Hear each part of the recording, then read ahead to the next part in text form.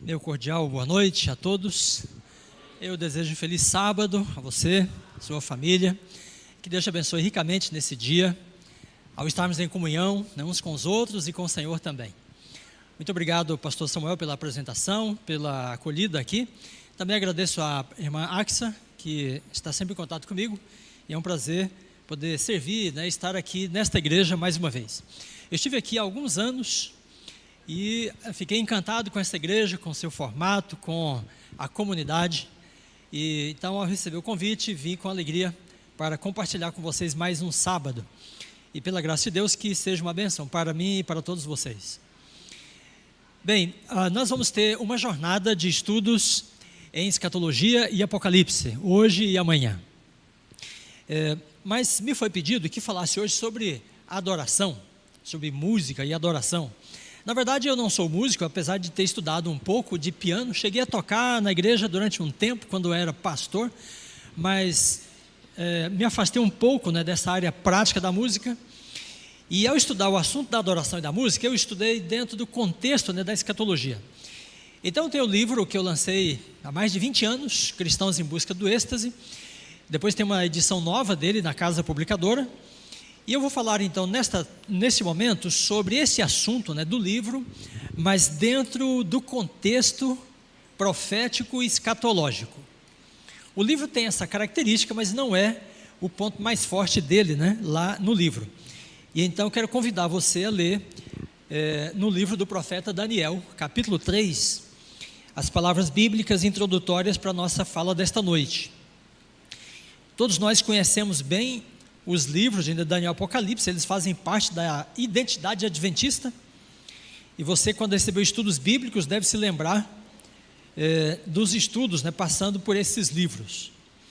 Então aqui tem um relato histórico. O rei Nabucodonosor fez uma imagem, 3 verso 1, e aí no verso 4 diz: o arauto apregoava em alta voz, ordena-se então a todos os povos, nações e homens de todas as línguas, que no momento em que ouvirdes o som da trombeta, do pífaro, da harpa, da cítara, do saltério, da gaita de foles e de toda sorte de música, vos prostrareis e adorareis a imagem que o rei Nabucodonosor levantou. E qualquer que não se prostrar e não adorar, será no mesmo instante lançado na fornalha de fogo ardente. Muito bem, irmãos, então é aqui um relato, né, histórico da experiência de Daniel em Babilônia, e nós queremos saber o que esse relato nos ensina, né, o que ele projeta para nós no tempo em que vivemos.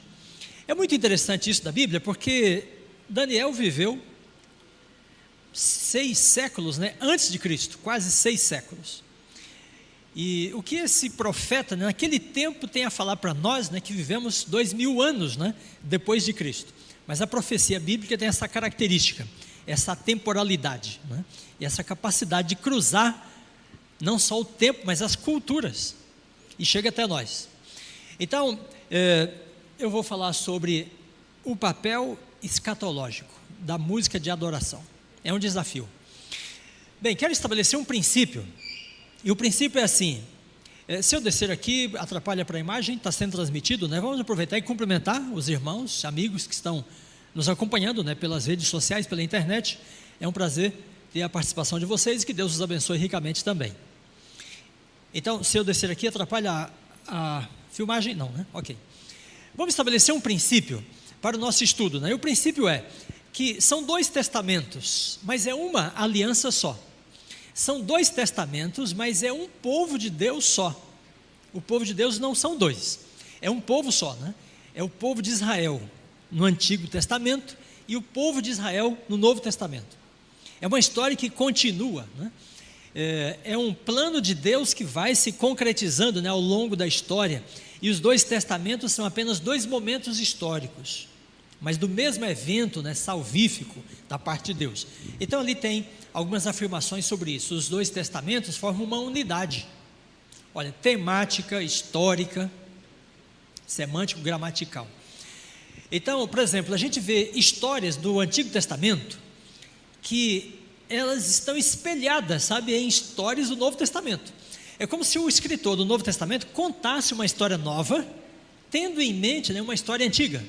Por exemplo, José vendido pelos irmãos, depois é exaltado a governador do Egito, né?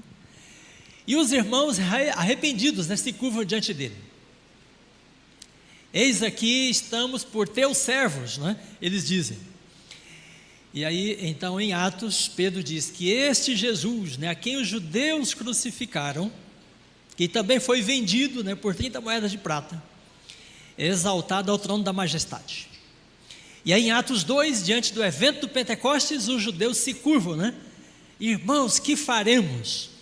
Então, uma história está sendo contada, né, quase que à luz da outra. A estrutura narrativa, né, da primeira modeliza a segunda.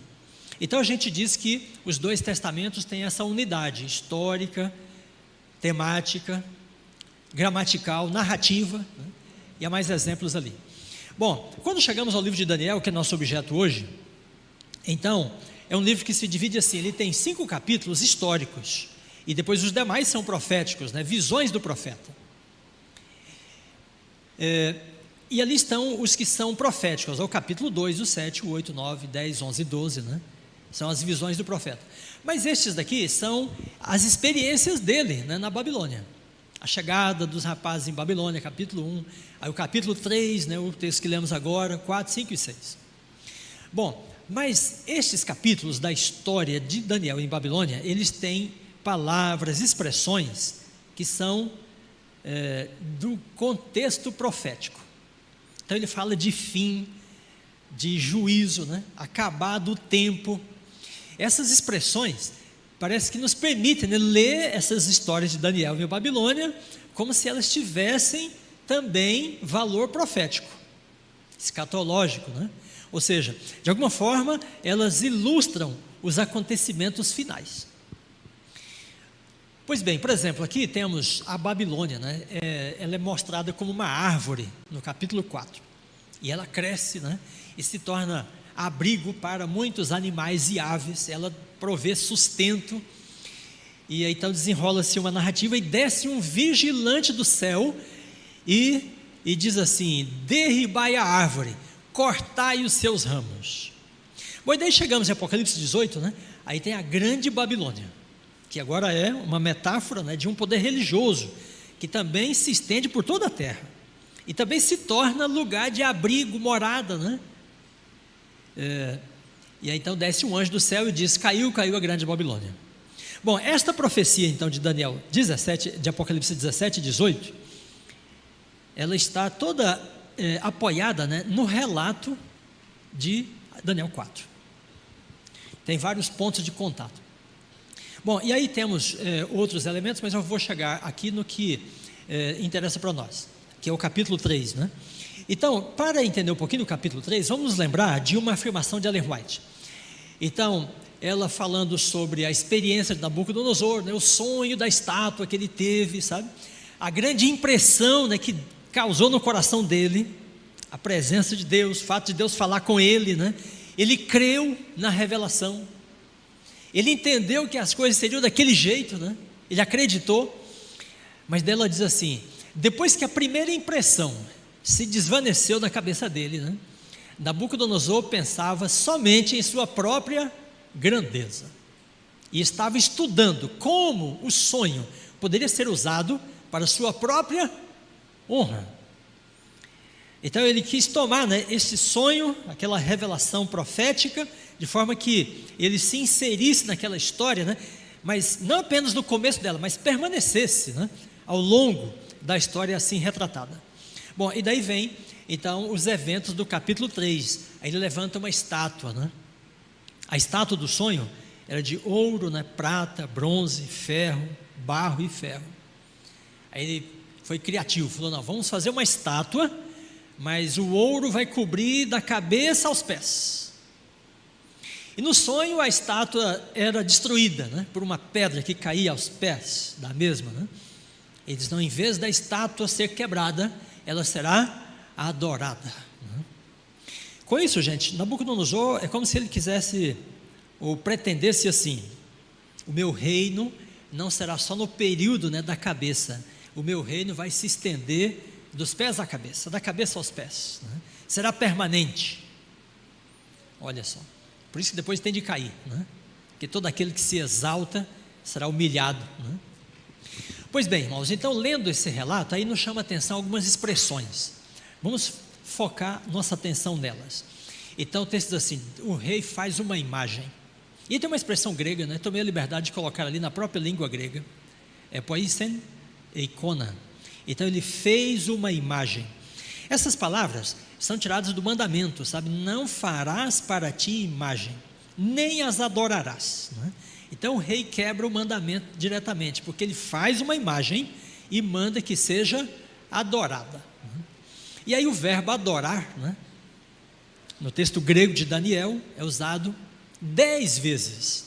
Quer dizer, o capítulo 3 trata, né, com a adoração, é o centro dessa experiência, dessa narrativa toda, né? É o apelo do rei para que a imagem seja adorada, servida, né? Que as pessoas se prostrem diante dela. Então tem uma ênfase, né, nessa questão da adoração. E aí tem um chamado, né, para as pessoas de todos os povos da terra, porque a Babilônia era um poder imperial e estavam em Babilônia pessoas de várias etnias, de várias nações, né, como Daniel e muitos outros, né, jovens que foram levados para lá. Então todos os povos, nações e homens de todas as línguas. Então tem esse aspecto da universalidade, né, envolvido aí nessa experiência, nessa história. Pois bem, então quando tomamos esse capítulo, né, aí vamos para Apocalipse 13 e tem um paralelismo, sabe? De forma que ao João utilizar, né, os termos, as expressões de Daniel 3, é como se ele atribuísse, né, um valor profético ao relato de Daniel 3, que é apenas um relato histórico. Então isso a gente percebe em Daniel 1, Daniel 3, 4, 5 e 6. O Apocalipse retoma, né, essas histórias do profeta em Babilônia e elas adquirem essa conotação profética. Então em que consiste isso aí? Olha, em Apocalipse 13, então, a segunda besta, né, faz uma imagem da besta. A segunda besta, atuando como falso profeta, faz uma imagem à besta e manda que seja o quê? Adorada. Então quebra o mandamento da mesma forma, né, que Nabucodonosor.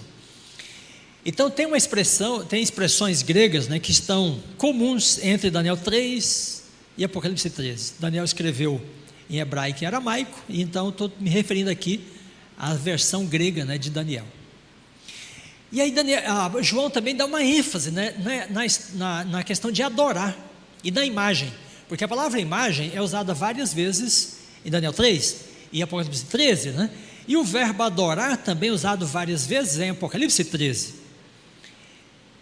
E da mesma forma que há um chamado, né, para adorar, e seguido de um decreto de morte, né, em Daniel 3, em Apocalipse 13 igualmente, as pessoas são convidadas, são orientadas, se apela a elas que elas adorem a imagem, mas depois diz, e a imagem faz que sejam mortos todos aqueles que não adorem a imagem.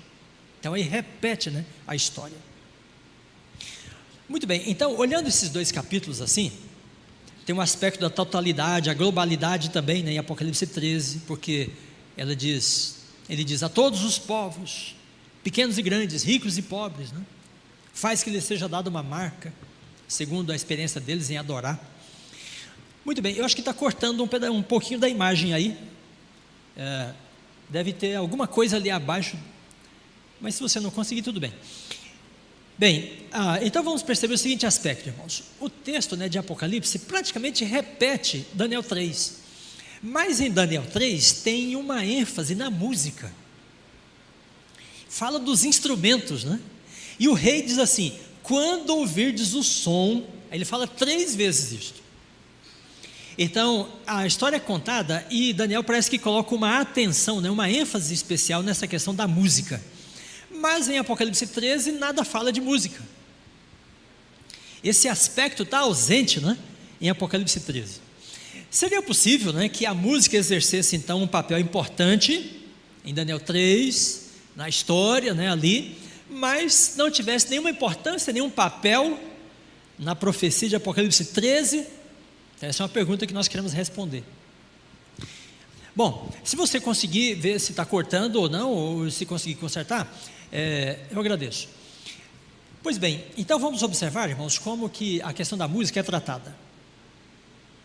É isso que nós queremos refletir nesta noite, né? Nós temos muita música, né? A igreja adventista é uma igreja rica de música, é ou não é? Novo tempo, tantos grupos, né? Quando me tornei adventista, já havia muitos grupos musicais. Eu me lembro que as pessoas estudavam instrumentos, né? Na igreja, tinha as pessoas que tocavam e ensinavam para as crianças, que é uma coisa maravilhosa, né? As pessoas executam e ensinam, ou seja, nunca vai acabar, porque passa de geração para geração, né? A igreja tem suas gravadoras, tem suas produtoras. Então, mas não é só a nossa igreja, as demais igrejas evangélicas, protestantes, pentecostais, né? Neopentecostais, todas têm uma atenção especial na música. A música tem um papel, né, determinante na experiência cristã nesse tempo em que vivemos. Bom, então aí em Daniel, veja bem, no verso 5, 7, 10 e 15, então 4 vezes, né, repete a informação, não são 3, mas 4 vezes, no momento em que ouvirdes o som, aí dá o nome dos instrumentos, né? Adorareis a imagem. Interessante que tem uma expressão que a gente deve perceber, ela diz assim, e de toda sorte de música. Então, ele enumera alguns instrumentos, e ele diz assim, e de toda sorte de música. Bom, então observe bem, quantos instrumentos tem na lista? Olha, trombeta, pífaro, harpa, cítara, saltério e a gaita. Quantos são? 6. Quem falou 6 aqui? Aí, esses meninos atentos, né? Por que 6, irmãos? A estátua era de 60 por 6, né? E aí ele dá 6 instrumentos, porque o sistema, né, numérico babilônico, caldeu, era sexagesimal, não decimal, né? E os números 6 e seus múltiplos tinham toda uma importância, sabe, na religiosidade, na religião, nos ritos, né, da religião da Babilônia, ou das religiões da Babilônia.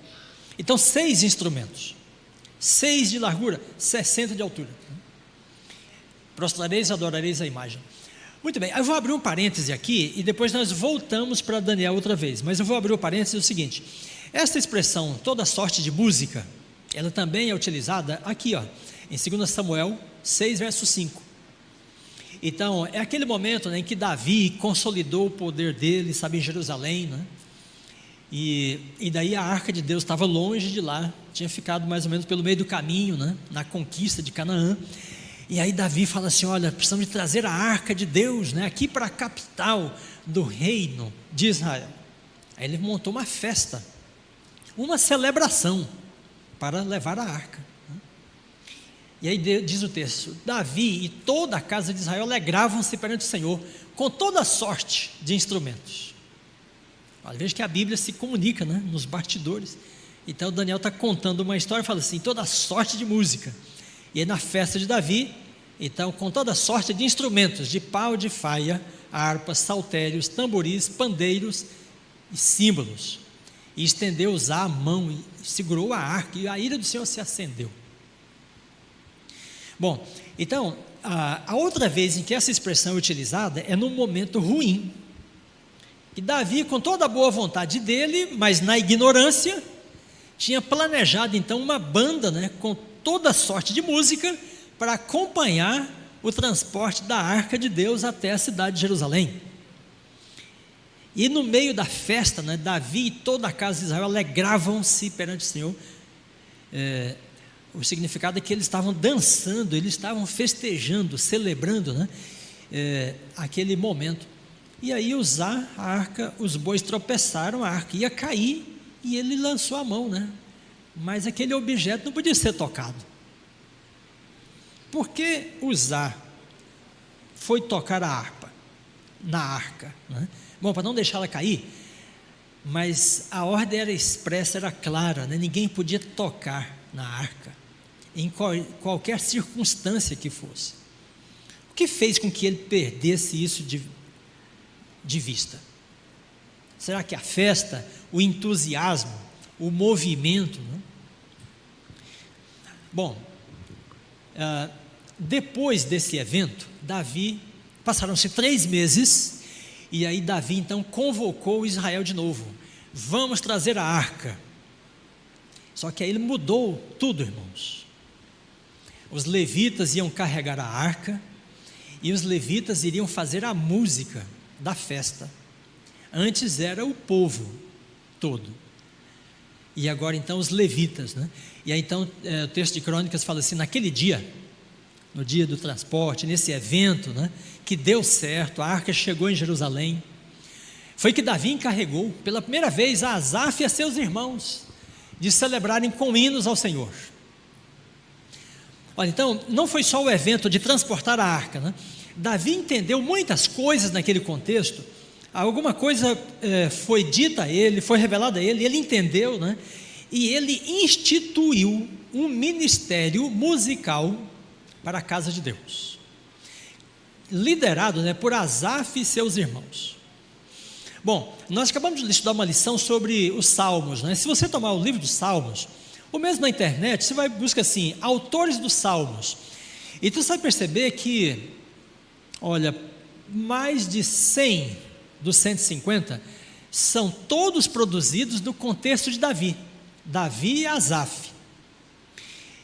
E aí tem menos de 30% dos salmos que são de períodos posteriores. Então aquele contexto foi um contexto rico musicalmente falando, e muitos salmos foram produzidos. E Davi então chamou Asaf, que era músico, e sua família, né, todos levitas, e constituiu o ministério musical do templo. Bom, aí o verso então, 15 e 16 fala assim: e disse Davi aos chefes dos levitas que constituíssem a seus irmãos, os cantores, para que com instrumentos músicos, com alaúdes, harpas e símbolos, se fizessem ouvir e levantassem a voz com alegria. Bom, então agora não é toda sorte de música mais, agora tinha 3 instrumentos. Eu sei, irmãos, e todos vocês vão concordar comigo, né, que é muito difícil de estabelecer qualquer regra a partir desses instrumentos, mas um princípio é possível de estabelecer. Então veja, da primeira vez, né, ele faz uma banda musical. Olha, eles se alegravam com pau de faia, harpas, saltérios, tamboris, pandeiros e símbolos. E não tem os músicos ali, são anônimos, né? Aí então em seguida ele convoca os músicos levitas, os sacerdotes, 3 instrumentos. E aí o capítulo 16 então diz assim: então Davi deixou ali diante da arca da aliança do Senhor Asaf e a seus irmãos, Emã e Jedutum, e faziam ressoar trombetas e símbolos e instrumentos do quê? De música de Deus. Esta é a primeira vez que essa expressão é utilizada. Hinos e música de Deus. E também tem a expressão canto do Senhor. São 3 expressões, né, usadas neste contexto de Davi e do ministério musical, né, de Asaf e dos parentes, sabe? Então, música de Deus, hinos e canto do Senhor. Estas 3 expressões, irmãos, estão conectadas, né, diretamente com os símbolos, alaúdes e harpas, exclusivamente. Esta lista é usada na Bíblia mais de 10 vezes, desde Samuel até Crônicas, e depois nos Salmos e até os profetas. Por exemplo, esse texto aqui, 1 Crônicas 6, 31 e em diante, né? São estes os que Davi constituiu para dirigir o canto na casa do Senhor, e exercitavam seu ministério segundo a ordem prescrita. Olha só, por que ordem prescrita? Então, foi uma orientação que Davi recebeu através dos profetas. Então, ele estabeleceu por mandado real, determinou como é que seria, né, a música do templo. Eu fico impressionado com essa questão, irmãos, porque Davi era músico e ele gostava de dança. E por isso ele planejou da primeira vez daquela forma, né? Mas depois ele mudou toda a questão, não por ele mesmo. Então, o contexto, né, diz que os profetas Natã e Gade vieram orientar o rei sobre esse assunto da música. Bom, então, depois o outro texto diz: Davi separou para o ministério os filhos de Asaf, de Emã e de Jedutum, para profetizarem com harpas, alaúdes e símbolos. E eles eram instruídos no canto do Senhor. Olha que texto bonito, né? Então, o que eles faziam com os instrumentos e com a voz? Eles faziam o quê? Eles profetizavam. Então, a música deles não era um exercício, né, artístico simplesmente, era literalmente um ministério religioso. A música era um meio, né, para comunicar a verdade divina. E eles, músicos, sacerdotes, eram ministros, porque profetizavam através da música. E aí o texto então também diz assim, eles eram instruídos no que mesmo? No canto do Senhor. Então, irmãos, aqui tem músicos aqui, né, já cantamos hoje, tem os instrumentistas, tem os vocalistas. A música no templo, né, não era uma coisa só que eles eram instruídos assim, como tocar, como executar um instrumento, educar a voz, né, para cantar em tais e tais tons, etc. Não era só isso. Eles eram instruídos no canto do Senhor. Quer dizer, se eles profetizavam, né, com o cântico, então eles eram instruídos, né, na teologia, no conteúdo, sabe, no aspecto doutrinário, na história sagrada de Israel. Eles não estudavam só a música, eles estudavam a história, a doutrina, a teologia e a profecia como conteúdo da música. Amém? E um exemplo para nós, quando diz, Davi separou para o ministério, o que isso significa? Separar, no contexto bíblico, o que é? Ele consagrou, ele ordenou eles, então eles foram ordenados, como o pastor é ordenado, o ancião é ordenado, a anciã é ordenada, né, separada, investida de uma autoridade ou investido de uma autoridade. Assim os músicos eles foram separados para o ministério do louvor. Bom, então aqui tem, deixa eu ver, tem mais um pouco da história. Esta ordem que Davi colocou vigorou durante um tempo, aí depois se perdeu. Aí veio a reforma, né, de Joiada, olha só. Aí ele restaurou a ordem de Davi, com os instrumentos e os cantores. Depois veio a reforma de Ezequias, 710, 300 anos depois de Davi. Tinha perdido tudo também. Aí Ezequias restaurou o ministério, com os cantores, os levitas, os instrumentos, né? Então foi um estabelecimento, uma fundação que Davi fez sobre a música, a adoração, que se perdeu em alguns momentos e foi restaurada em cada reforma em Israel. Não é uma história interessante? Você já havia se fixado nessa história antes aí na Bíblia? A gente passa assim a história, mas não percebe esses aspectos da música às vezes.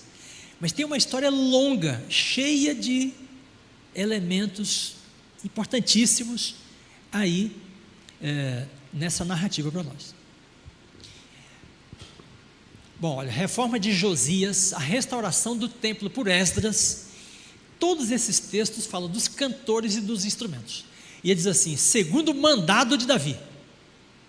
E na reforma de Ezequias, olha como diz, estabeleceu os levitas na casa do Senhor com símbolos, alaúdes e harpas, segundo o mandado de Davi de Gade, o vidente do rei, e do profeta Natã, porque esse mandado veio de quem? O mandado veio do Senhor, irmãos, não foi Davi. Por intermédio dos profetas. Então, eu quero que você perceba muito bem aqui, né, que música e profecia estão conectadas, estão juntas. Os levitas profetizavam com a música e os profetas orientaram a música a ser feita. Então, os músicos da igreja, né? Vocês estão dispostos a ser orientados pelos profetas? Aí você diz assim: pastor, só se for um profeta que sabe pelo menos tocar um instrumento, né? Mas não consta que Gad e Natã tocassem instrumentos, nem que cantassem. Eu acredito que não, porque na verdade não foram eles. Quem foi que deu a ordem? Foi Deus que deu. Bom, então veja, uns comentaristas dizem assim: olha, a designação feita por Davi de que os levitas ministrassem a música e o louvor a Deus, né, marca um significativo avanço na história da adoração. Está aí nesse comentário bíblico. Davi agiu sob ordens divinas, enviadas por meio dos profetas Natã e Gad. Muito bem, então vamos deixar aqui, porque nós temos mais coisas que nós queremos saber nessa noite, mas eu voltei a essa história, onde está a expressão toda sorte de música, né, para você perceber que Daniel utilizou a expressão do momento ruim de Israel. Então Nabucodonosor fez uma música igual a que Davi tinha feito a princípio, mas a música de Deus não é assim. Muito bem, então vamos voltar ao livro de Daniel, e eu vou mencionar então 3 autores de Daniel sobre esse assunto da música, e aí nós entramos no ponto principal do nosso estudo de hoje. Então esse autor aí, olha, diz assim: a cultura de Babilônia incluía uma escrita cuneiforme, um sistema sexagesimal de matemática, baseado em 60 em vez de 10, um panteão de divindades, uma literatura considerável e um repertório de instrumentos musicais importantes o suficiente para serem classificados como princípios divinos. Então a música na Babilônia também não era apenas um adereço, sabe? Lembra daquela expressão antiga, né? Vamos ter uma variação musical. Não, a música não era uma variação, a música era algo assim, da estrutura da religião da Babilônia. A música era parte integrante, tinha um papel decisivo na religião da Babilônia. Outro autor, comentário no livro de Daniel: a música provavelmente, agora falando especificamente de Daniel 3, né? A música provavelmente solenizou e intensificou a cerimônia, e serviu para agitar as emoções de todos e amortecer os sentidos. Gente, agora foi mais incisivo, né? Essa é a palavra. A música solenizou e intensificou as emoções naquele momento, amortecendo a habilidade de muitos para pensar de forma clara, e a multidão foi compelida, de forma que as massas prontamente atenderam, obedeceram à ordem do rei. Então o que a música fez aí? As resistências que havia quanto ao culto à imagem deveriam ser superadas. Mas o rei não se ocupou, né, de dar um argumento lógico, persuasivo, racional, né, para levar as pessoas a adorar. Em vez disso, o que ele fez? Ele sabia que a música faria mais rapidamente isto e de forma mais eficaz. A música produziria uma harmonização, uma globalização, uma coletivização da experiência. Todos se moveriam, né, simultaneamente, instantaneamente, ao som da música. Por isso ele diz: quando ouvirdes o som da música, vos prostrareis. Bom, então vejam, a música aí, segundo esse autor, né, ela amortece os sentidos. E não é qualquer tipo de música, é com toda sorte de instrumentos. É uma banda variada. E pela descrição, pela comparação com Samuel, nós podemos deduzir, irmãos, que não foi uma música assim clássica, sabe? Em que as pessoas estavam assim, ouvindo aquela harmonia, né? Não, era uma música forte, era uma música poderosa, era uma música de um efeito, né, imediato. Bom, agora um autor adventista. Então esses dois aqui não são adventistas, eles estão falando do assunto, e é o Jacques Ducan, que é professor na Andrews um judeu adventista, e ele tem o livro dele, Segredos de Daniel. Gente, observem o que o homem está dizendo. Um judeu adventista. Ele diz: os antigos sabiam como usar a música para provocar uma experiência mística. Irmãos e irmãs, essa expressão não pode passar assim, de forma normal nos nossos ouvidos. Os antigos já sabiam do efeito místico de certos tipos de música. Aí diz: hoje, graças à mídia, podemos testemunhar o efeito da música sobre as massas. O fenômeno tem invadido até mesmo as comunidades religiosas. Da mesma forma, na planície de Dura, os pregadores de Babel não perderam tempo com demonstrações intelectuais ou argumentos. A música é suficiente para desencadear a adoração, qualquer que seja ela. Então eu pergunto para vocês, a música é uma coisa simples ou é complexa? Nós podemos ver a música assim com certa ingenuidade, sem nos preocupar, ou é algo em que nós temos de ter uma atenção especial?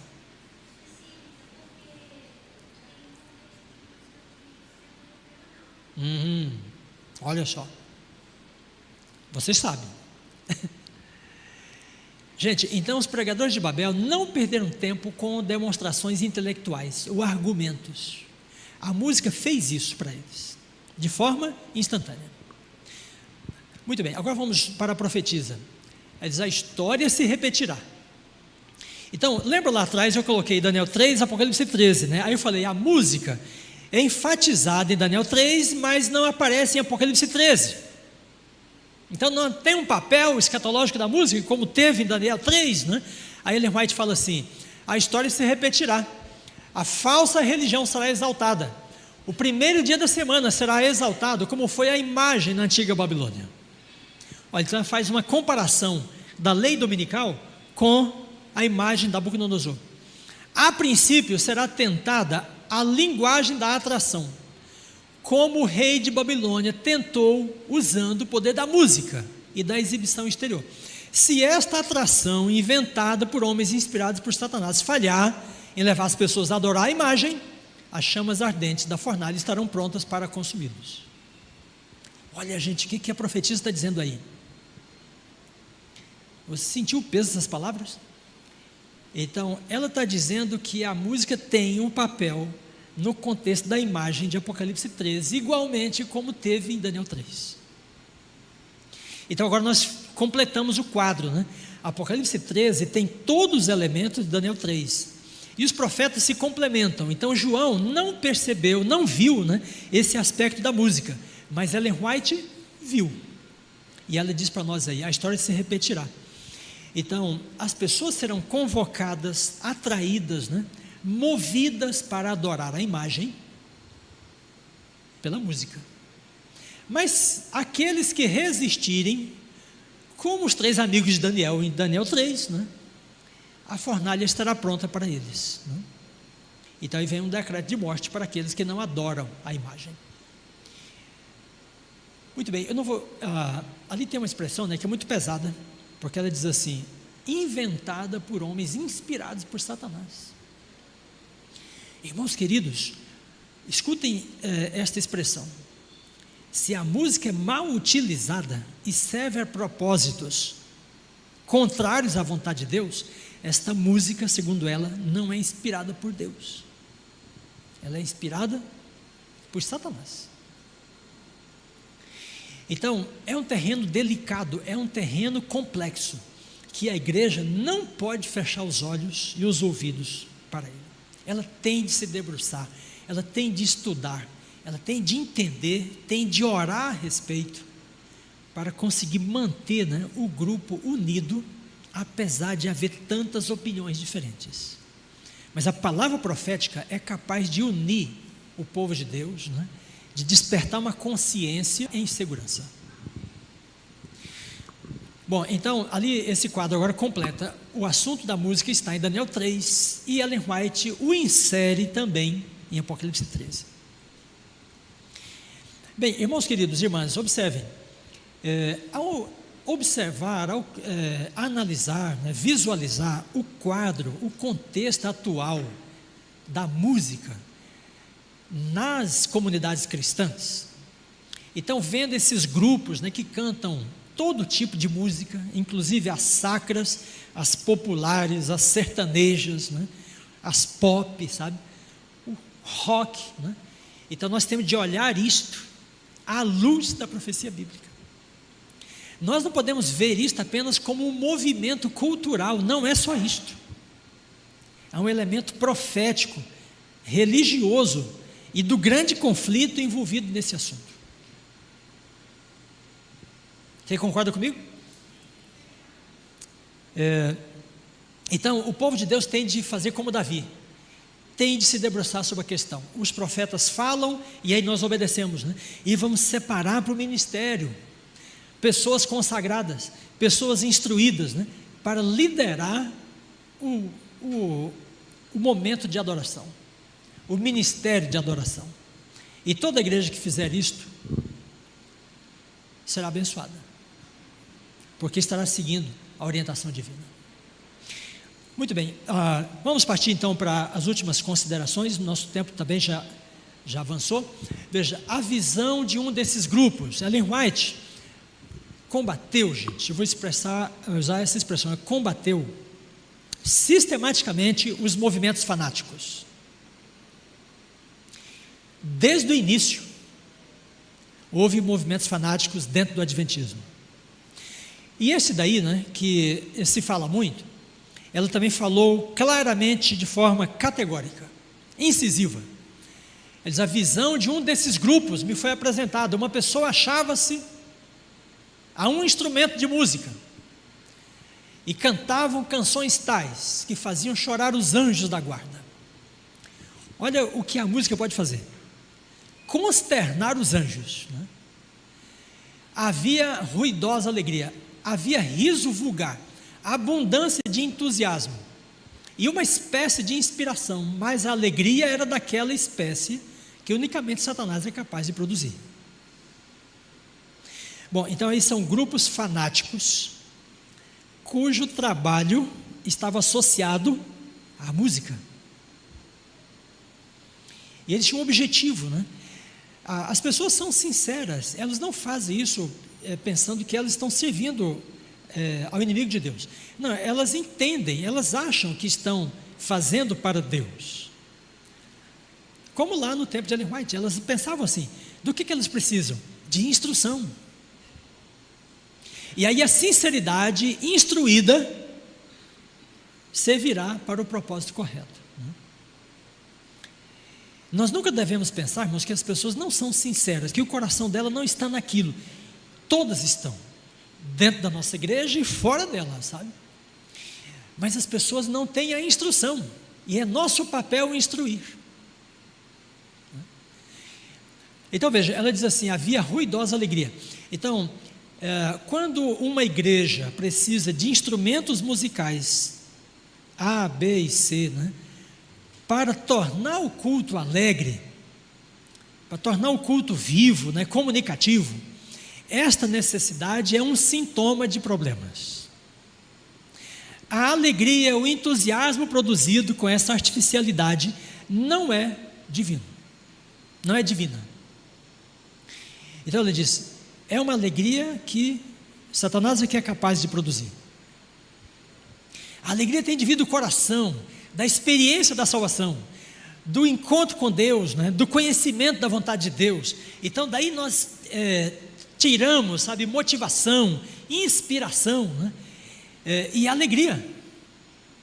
A alegria não é algo que deve ser feito artificialmente. Porque inclusive quando as pessoas se tornam alegres, motivadas, né, porque foi cantada certa música, ou a instrumentação foi de tal e tal performance, né, terminou o culto, o que acontece com essa alegria? Ela acaba, porque é uma estimulação, não é uma coisa que brota do coração, da experiência, né? E então não tem vida própria. Mas aquilo que brota da relação com Deus, né, do conhecimento da palavra de Deus, isso tem vida própria e permanece, né? Irmãos, com muito cuidado, eu vou usar uma expressão, né? Sabe, muitos cultos pentecostais, neopentecostais, carismáticos de hoje, o culto funciona para as pessoas como uma catarse. Se elas ficarem 30 dias sem o culto, elas perdem a fé, porque é uma experiência psicofísica. Elas são estimuladas pela música, por toda a estética do culto, sabe? Mas aquela religiosidade não tem vida própria, e nós não podemos ter isto, né, no meio do povo de Deus. O povo de Deus tem de ter vida própria, na sua experiência espiritual, né, com Deus, com Cristo, com a palavra de Deus, com a mensagem profética, com a experiência da salvação. E daí vem o novo cântico que nós apresentamos para Deus. Bem, aqui tem mais algumas declarações dela.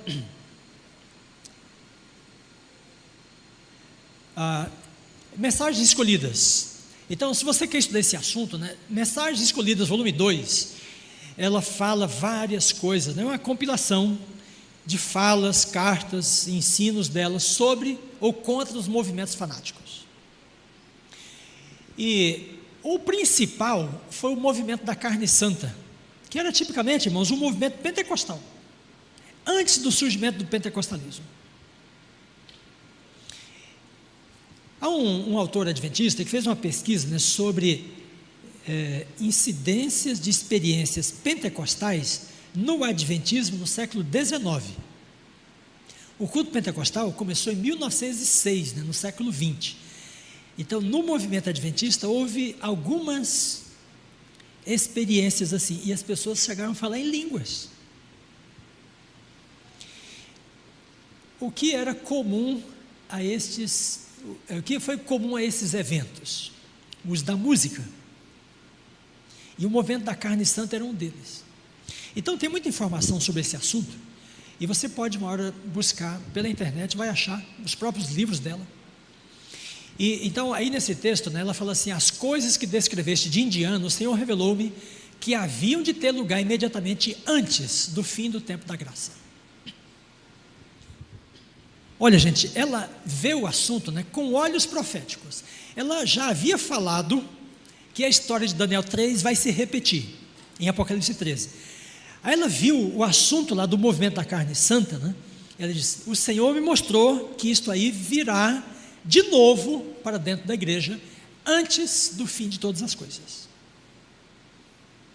Então isto é uma coisa profética. Demonstrar-se-á tudo que é estranho, haverá gritos com tambores, música e dança. Então sempre que toca no assunto tem tambor, pandeiro, tamboril, ou alguma coisa dessa linha. Os sentidos dos seres racionais ficarão tão confundidos que não se pode confiar neles quanto a decisões retas. Olha. E às vezes a gente pode pensar assim: bom, com essa música as pessoas vão aceitar, vão ouvir o apelo, né? Vão se converter mais facilmente. Com esta música as pessoas vão gostar mais do culto. Não, essas decisões não serão retas. Eles têm de se decidir por uma experiência real com Deus. A música pode mover o coração delas, pode instruir a mente delas, mas tem de ser a música que fala a palavra de Deus, na linguagem, né, que Deus pode falar. Bom, muito bem. Então vamos fechar aqui essa parte profética. E para ser um pouco mais prático, irmãos, eu vou então mencionar 3 autores da área da música. O primeiro deles é esse homem, né, Eric Hobsbawm, é um historiador, marxista, inclusive,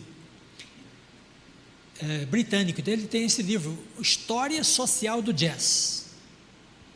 Como é que os marxistas viam a cultura de massas? Ou veem, né? Bom, ele diz assim: o ritmo é o componente dominante da música contemporânea. Por que ele se concentra no ritmo? Porque os marxistas tradicionais entendem que a pessoa tem de ter o pensamento crítico, independente, né, próprio, que é uma virtude. E Ellen White também fala disto. ele entende que o ritmo, como componente acentuado da música, prejudica a capacidade de pensar por si mesmo e de ter uma elaboração crítica acerca de qualquer coisa. Então, o ritmo. Bom, vamos lembrar, né? Tem a harmonia, a melodia e o ritmo, os 3 componentes da música. Um pode ser acentuado, os outros podem ser diminuídos. Então, tem esse pêndulo, né? Nos diferentes estilos musicais. Bom, esse outro livro, né? The Cambridge Companion to Pop and Rock. Olha só, é uma obra representativa.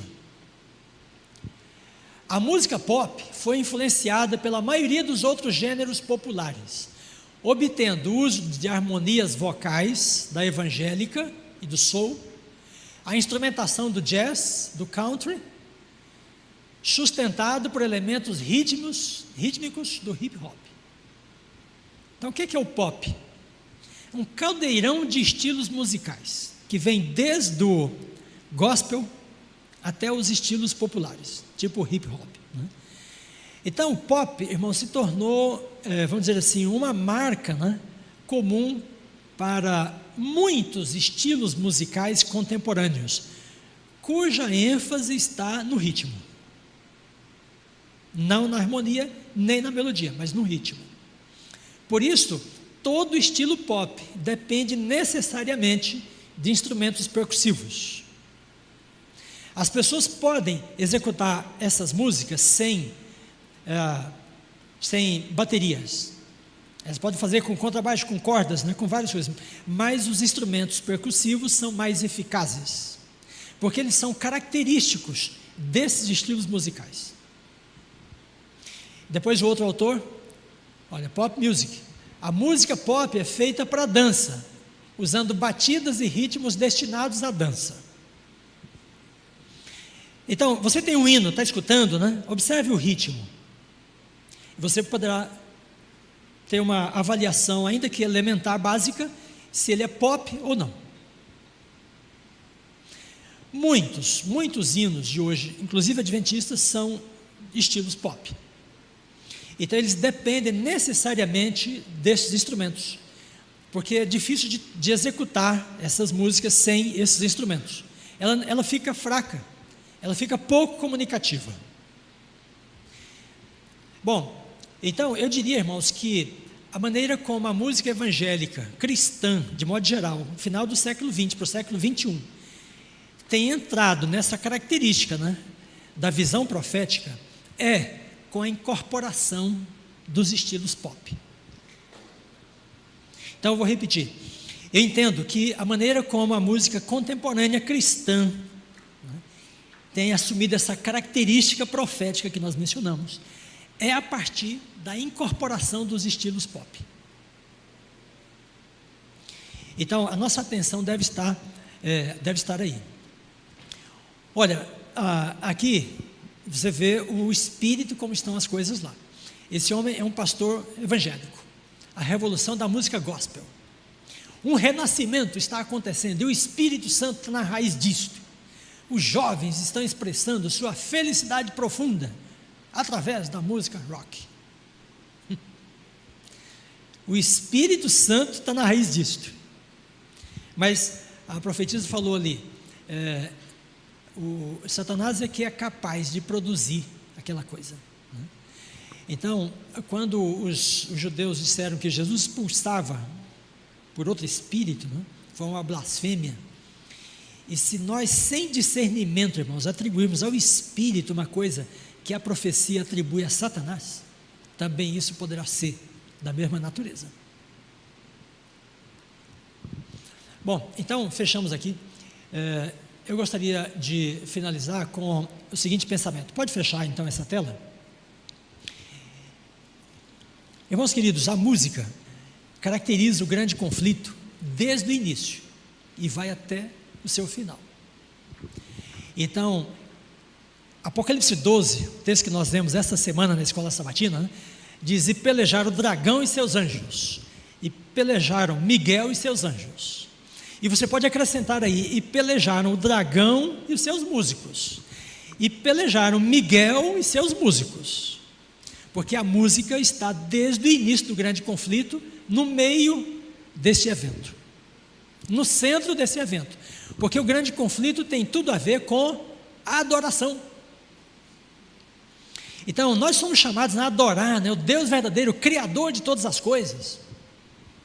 O Pai, o Filho e o Espírito, né? Em Apocalipse 13, diz que as pessoas adoram o dragão, adoram a besta, adoram a imagem da besta. Então, essa trindade do mal quer, né, o culto que pertence a Deus. E a música, então, é uma maneira, né, de trazer as pessoas sem discernimento para prestar esse falso culto. Então, vamos terminar com esse pensamento, né, de que a música é um tesouro, sabe, na comunidade, né, do povo de Deus, para evangelizar, para testemunhar, para ensinar, para profetizar, para contar a história sagrada, né? Os salmos têm todas essas características. Então a música é um tesouro, a música é central, a música é essencial, mas nós temos de ter discernimento de utilizá-la, para utilizá-la. E não é uma coisa que você possa dizer assim: não, então não tem discernimento, melhor não usar. Não, não, você deve usar, você deve aprender, você é estimulado a buscar, né? Entender, compreender e poder então ensinar. E aí nisso, irmãos, como no exemplo de Davi, os profetas vêm e instruem o rei, né? O rei separa os músicos, o rei orienta os músicos, né? Então os pastores, os anciãos, juntamente com os jovens, todo mundo unido, sabe? Buscando uma compreensão bíblica, profética, uma compreensão divina, né, da situação. Não podemos nos separar. Se as pessoas brigarem, né, ficarem desunidas, aí elas terão perdido a batalha. O povo de Deus tem de caminhar unido. Os pastores, os anciãos, os líderes, os músicos, os jovens, os mais velhos, né, com o espírito, sabe, de buscar compreender a vontade de Deus para adorar o Senhor na beleza da sua santidade. Então que Deus abençoe a você como adorador, a você como músico, né, como líder da igreja, e que nós sejamos movidos, né, pelo Espírito Santo a apresentar a Deus o cântico novo, da nossa experiência, sabe, com a graça, com a salvação, né, apoiados na melhor instrução bíblica sobre a experiência de adoração. Amém. Então oremos. Nosso Deus e Pai, nós te louvamos, Senhor, pela luz da Tua palavra, pela mensagem profética. Muito obrigado, Senhor, porque tens dado à Tua igreja o discernimento da profecia bíblica, como povo de Deus que guarda os mandamentos e tem o testemunho de Jesus, o espírito da profecia. Ó Pai, nós te louvamos porque tens dado a esta igreja a instrução também acerca do grande conflito, das coisas, dos aspectos todos que estão envolvidos nesta grande batalha. E reconhecemos hoje, Senhor, que a experiência de adoração está no centro do grande conflito, porque Satanás quer o louvor, o culto que somente a Ti pertence. E, ó Pai, nós queremos Te pedir que nos ensines, nos ajudes a dedicar a Ti um culto novo, um cântico novo, e adorarmos o Senhor na beleza da Tua santidade, como igreja, como famílias, dentro do nosso lar, e que nós tenhamos uma experiência verdadeira com a música de adoração. Ensina-nos, ó Pai, a compreender, a apreciar a música como um dom celestial, e que possamos ter a sabedoria de usar esse dom para exaltar o Senhor na beleza da Tua santidade. Abençoa esta igreja, conceda sabedoria ao seu pastor Samuel, todo o seu grupo administrativo, a liderança, os anciãos, e que esta igreja continue unida para cumprir seu papel anunciando a Tua palavra nesta cidade. Ó Pai, queremos viver em santidade, adorar o Senhor na beleza da Tua santidade, para cumprir a nossa missão para o Senhor, de anunciar a chegada do Teu reino, e chamar as últimas pessoas para juntarem-se a nós, e esperarem Jesus voltar conosco em glória e majestade. Abençoa-nos, dá-nos um sábado feliz e cheio da Tua presença, da Tua graça, do discernimento do Espírito Santo. É a nossa oração, em nome de Jesus, nosso Salvador. Amém.